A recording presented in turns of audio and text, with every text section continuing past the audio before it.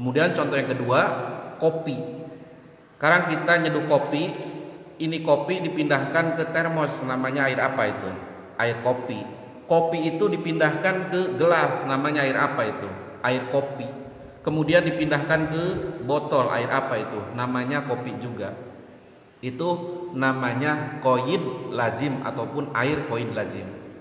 Yang kedua, air itu namanya qaid munfak. Apa qaid munfak itu? Nah, ini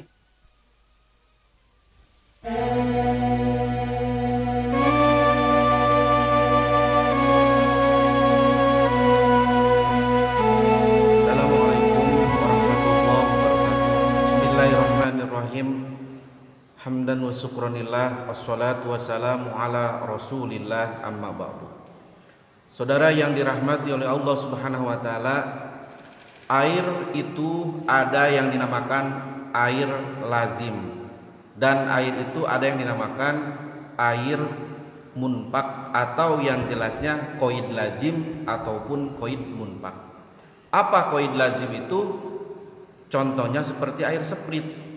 Air qaid lazim itu air yang dipindah tempatnya tapi tidak pindah namanya. Contoh, sekarang kalau kita sprit ditaruh di botol sprit, dipindahkan lagi ke termos, apa itu namanya? Masih sprit juga.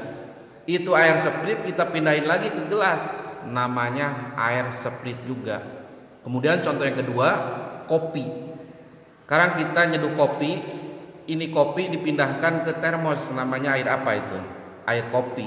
Kopi itu dipindahkan ke gelas, namanya air apa itu? Air kopi. Kemudian dipindahkan ke botol, air apa itu? Namanya kopi juga. Itu namanya qaid lazim ataupun air qaid lazim. Yang kedua, air itu namanya qaid munfak. Apa qaid munfak itu? Nah, ini menarik memang. Air qaid munfak ini sangatlah menarik. Contohnya seperti air sumur. Sekarang ya, kalau zaman dulu itu di kampung saya itu kan pakai apa ya, sumur gerewat gitu ya. Kalau kita ngambil air dari sumur ya, dipindahkan itu air sumur ke ember, apa namanya? Air ember. Sekarang ember ini ada penampungnya, namanya gentong. Dipindahkan itu air ke gentong, itu namanya air apa? Air gentong. Sekarang air ini yang ada di gentong dipindahkan ke penanak nasi, itu namanya seeng ya, itu namanya jadi air seeng. Kemudian dari air seeng itu dipindahkan ke botol, namanya air botol. Air yang satu nama tapi pindah-pindah namanya jika dipindahkan tempatnya. Memang sangat menarik. Itu namanya qaid munfak. Saudara yang dirahmati oleh Allah Subhanahu wa taala, air tersebut kemudian dibagi 4 bagian. Yang pertama, air mutlak. Apa air mutlak itu? Menurut Syekh Nawawi Banten di dalam kitabnya Fathul Qorib, atau yang diterjemahkan lagi di dalam kitab Bajuri ya. Air mutlak itu wahwa ma'ul tahirun li nafsihi mutahhirun bi ghairihi ghairu makruh istimalihi. Artinya apa? Air yang suci, mensucikan tapi tidak makruh dipakainya. Artinya ini air murni, disebutnya kalau bahasa Indonesia itu disebutnya air yang sangat murni ya gitu. Sekarang air sedikit, air 1 ember, yang penting jangan kejatuhan zat-zat yang merubahkan kepada zat air itu sendiri, seperti bangkai ya, seperti tai cecek. Ada bangkai yang diampuni oleh Allah Subhanahu wa taala, kemarin sudah saya jelaskan, yaitu semut. Bangkai semut itu ini sangat menarik memang. Bangkai semut itu kenapa diampuni oleh Allah Subhanahu wa taala? Karena bangkai semut itu la damun laha sailun, artinya binatang yang ketika meninggalnya itu tidak ngocor darahnya, itu diampuni oleh Allah Subhanahu wa taala, tapi di air. Ya, diampuni di air tapi tidak diampuni di baju. Artinya kalau kita sholat membawa semut mati, batal sholat kita. Saudara, yang kedua, air itu air makruh. Apa air makruh itu?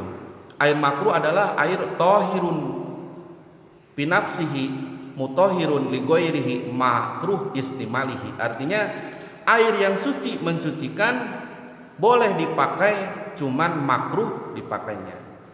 Kalau makruh itu, kalau air makruh kemudian kita pakai terus, itu bisa membatalkan ganjaran sunat kita. Artinya makruh itu kan tubtilus shawab, artinya membatalkan ganjaran, artinya menolak gaji kalau bahasa kerja itu ya. Air makruh itu adalah air yang terkena sinar matahari. Yang ketiga adalah air mustamal. Apa air mustamal itu? Air mustamal adalah air tohirun pinapsihi goiru mutohirin li goirihi wa huwa fi izalatin najasi warobul hadasil asgor wal akbar. Saudara, air mustamal itu air yang telah dipakai untuk menghilangkan hadas kecil dan hadas besar. Sekarang kita waktu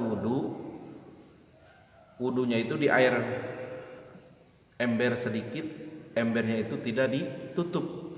Kemudian waktu usapan yang pertama mancur lagi ke ember yang tidak ditutupi, itu namanya termasuk air mustakmal. Air mustakmal adalah air yang telah terpakai dari menggunakan wudu ataupun hadas besar. Yang keempat adalah maun najasin, yaitu air yang mutanajis. Apa air mutanajis itu?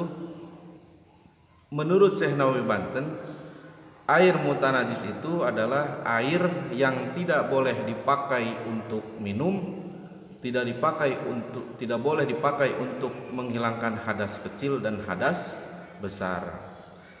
Seperti kita punya air sedikit kejatuhan oleh najis, itu namanya air mutanajis.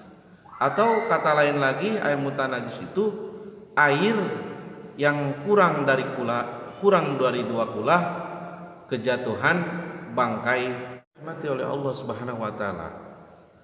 Kalau kita punya air sedikit, yakni air yang kurang 2 kulah, begitu kejatuhan tai cecek, maka walaupun tidak berubah rasanya, ambenya, warnanya, itu tetap hukumnya najis.